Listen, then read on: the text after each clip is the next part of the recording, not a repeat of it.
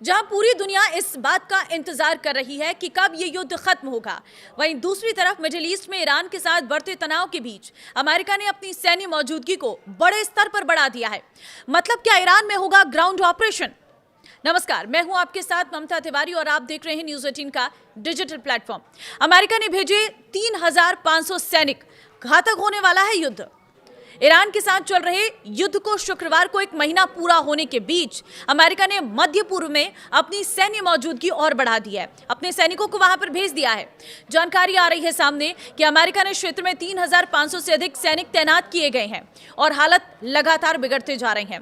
अमेरिकी central command CENTCOM ने पुष्टि की है कि आधुनिक युद्धपोत USS त्रिपोली अपने निर्धारित ऑपरेशनल जोन में पहुंच चुका है, जिसमें लगभग 2500 मरीन सैनिक सवार हैं। बता दें कि युद्धपोत USS Tripoli F-35 stealth fighter jet और ऑस्प्रे जैसे एडवांस एयरक्राफ्ट ऑपरेट करने में सक्षम है।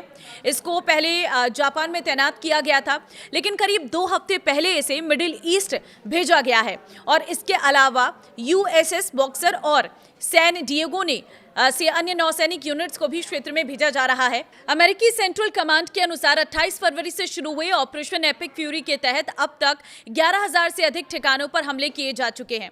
इससे साफ है कि लड़ाई बड़े स्तर पर चल रही है और इस बीच तनाव तब और बढ़ गया जब ईरान ने सऊदी अरब के प्रिंस सुल्तान एयरबेस पर बैलिस्टिक मिसाइल और ड्रोन से हमला किया।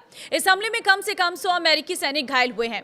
अमेरिकी विदेश मंत्री मार्को रूबियो ने कहा है कि अमेरिका बिना जमीनी सैनिक उतारे अपने लक्ष्य हासिल करना चाहता है। हालांकि उन्होंने यह भी कहा है कि राष्ट्रपति डोनाल्ड ट्रंप को बदलते हालात के लिए तैयार रहना होगा। वहीं अब हालात और जटिल हो गए हैं जब यमन के हुती विद्रोहियों ने भी इस संघर्ष में एंट्री कर ली है। नई तैनाती के साथ अब मध्य पूर्व में करीब 50,000 अमेरिकी सैनिक मौजूद हैं। इससे पहले भी अमेरिका इस क्षेत्र में अपनी सैन्य ताकत बढ़ा चुका था, जिससे ये पिछले 20 वर्षों में सबसे बड़ा सैन्य जमावड़ा बन गया है। हुती समूह ने इजराइल की ओर मिसाइल दागने का दावा किया है। इससे बाब अल मंडेब स्ट्रेट और स्वेज नहर जैसे अहम समुद्री रास्तों की सुरक्षा को लेकर चिंता बढ़ गई है।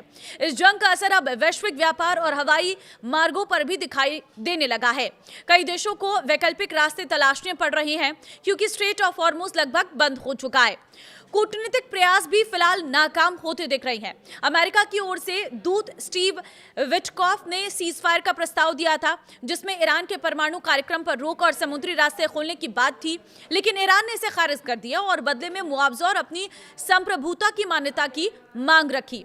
अमेरिका के वरिष्ठ अधिकारी सार्वजनिक तौर पर इस जमीनी हमले की संभावना को कम बता रही हैं, लेकिन सैन्य तैयारी से इस पर अटकलें बनी हुई है। अमेरिकी विदेश मंत्री मार्को रूबियो ने कहा है कि ईरान के खिलाफ चल रहे ऑपरेशन जल्द खत्म हो सकते हैं। फ्रांस में G7 देशों के विदेश मंत्रियों के मुलाकात के बाद उन्होंने कहा है कि यह महीनों नहीं बल्कि कुछ हफ्तों में पूरा हो सकता है। उन्होंने यह भी कहा है कि अमेरिका बिना जमीनी सैनिक भेजे अपने लक्ष्य हासिल कर सकता है, लेकिन जरूरत पड़ने पर विकल्प खुले रखने के लिए कुछ सैन्य गतिविधियां की जा रही हैं। तो अब देखिए, एक तरफ तो ये बयान आता है सामने, लेकिन दूसरी तरफ अमेरिकी की सैनिकों की संख्या बढ़ती जा रही है।